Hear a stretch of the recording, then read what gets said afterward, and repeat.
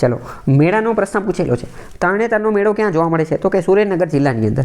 થોડાક દિવસ પહેલાં ભાદરવા સુદ પાંચમની અંદર જે છે આ મેળો ભરાયેલો હતો. ગણેશ ચતુર્થીની આજુબાજુના વિસ્તારમાં જે છે એની આજુબાજુ ભરાતો હોય છે, બરાબર. તરણેતરનો મેળો જે છે અહીંયા ગ્રામીણ ઓલિમ્પિકનું ને એ બધાનું આયોજન કરે છે. જીવનસાથી પસંદ કરવા માટેનો મેળો માનવામાં આવે છે, બરાબર. આ વખતની ગુજરાત પાક્ષિકની અંદર તરણેતરના મેળા વિશે ઘણી સારી માહિતી આપેલી હતી. ટેલિગ્રામની અંદર એ બધી મેં શેર કરેલી હતી, તમને પર્સનલમાં પણ મોકલેલી હતી, બરાબર. તો તરણેતરનો મેળો એ અત્યંત મહત્વનો છે. તો પહેલું સાચું છે. બીજી વાત કરીએ કે વવઠાનો મેળો અમદાવાદમાં જોવા મળે છે. તો કે હા, સાચી વાત છે. વવઠાનો મેળો કયો? તો કે જે 7 નદીનો જે સંગમ થાય છે એ જ તે, બરાબર. તો વવઠાનો મેળો એ અમદાવાદ, સાચી વાત છે. શામળાજીનો મેળો બનાસકાંઠામાં નથી જોવા મળતો. શામળાજીનો મેળો ક્યાં જોવા મળે છે? તો કે શામળાજીની અંદર જોવા મળે છે. શામળાજી ક્યાં આવેલું? તો કે શામળાજી જે છે અરવલ્લીની અંદર આવેલું છે.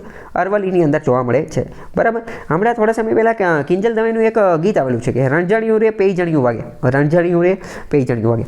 તો આજે જીપીએસસી આ પ્રશ્ન પૂછેલો છે કે રણઝણિયું રે પેઈજણિયું વાગે, આ ગીત અથવા આ જે આખી વસ્તુ જે છે એ કોની સાથે સંબંધિત છે? તો એ શામળાજીના મેળા સાથે સંબંધિત છે. કેમ? કારણ કે એ એક રીતે સંગીતના સાધનોના નામ છે અને શામળાજીના મેળાની અંદર જે લોકો જાય તો અહીંયા એ આ સાધનો જે છે એ વગાડતા હોય છે અને વેચતા પણ હોય છે.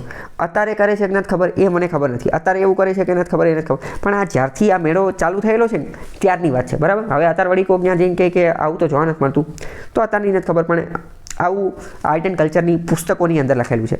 તો જો હવે આવો પ્રશ્ન પણ પૂછાઈ જાય. અત્યારે હમણાં જે તે સમયે કિંજલ દવેનું ગીત આવ્યું તો પ્રશ્ન પૂછાઈ જાય કે ભાઈ આ ગીત રણઝણિયું રે પેઈજણિયું વાગે કયા મેળા સાથે સંબંધિત છે? તો આપણને ખાલી એટલી ખબર હોય કે ભાઈ કિંજલ દવેએ ગીત ગાયેલું છે, વારંવાર યુટ્યુબમાં આવતું હોય છે, નવરાત્રિમાં બધા ડાન્સ કરતા હોય છે. આપણને એનો ખબર હોય કે શામળાજીના મેળા સાથે એ ગીતે જોડાયેલું છે, બરાબર. તો અરવલ્લી ત્રીજું ખોટું છે. ચોથું વાત કરીએ કે પલ્લીનો મેળો. પલ્લીનો મેળો સાબરકાંઠા જિલ્લો એ ખોટું છે. કયા જિલ્લામાં છે? ખ્યાલ કહી શકશો તમે? પલ્લીનો મેળો યસ, ગાંધીનગરની અંદર, બરાબર. ગાંધીનગરની અંદર જોવા મળે છે. અને પલ્લીના માતાજીનું નામ કહી શકશો? પલ્લી જગ્યાનું નામ છે. માતાજી પલ્લીના કયા છે ખબર છે? એવો પણ પ્રશ્ન પૂછો. વરદાયીની માતા, રાઈટ. વરદાયીની માતા નામ છે, બરાબર. વરદાયીની માતા. બીજી વાત કરીએ કે પલ્લીના મેળાની સૌથી વધુ ખાસિયત હોય તો શું છે? કહી શકશો તમે?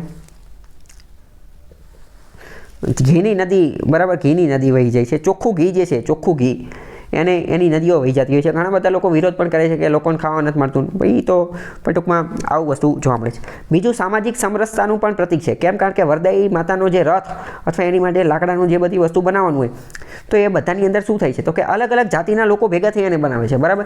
કે નીચલી જાતિના લોકો, ઉપલી જાતિના લોકો, બધી જાતિના લોકો. હકીકતમાં જાતિ ઊંચી નીચી એવું હોતું નથી, પણ એવું માને છે. તો બધી જાતિના લોકો ભેગા થઈ અને એ રથ બનાવે છે. તો એક રીતે સામાજિક સમરસતાનું પ્રતીક છે. પ્રશ્ન પૂછી છે સામાજિક સમરસતાનું પ્રતીક કયો મેળો છે? પલ્લીનો મેળો છે, બરાબર. તો ખ્યાલ હોવો જોઈએ તમને.